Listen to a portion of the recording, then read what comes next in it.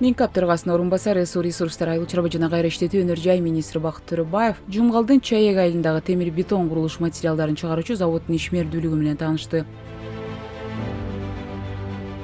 Азыркы кезде ишкана райондун аймагында жүрүп жаткан таза суу ирригация долбоорлору үчүн темир бетон шакекчилерди жана лотокторду чыгарып курулуш иштеринин үзгүлтүксүз жүрүшүнө салым кошууда.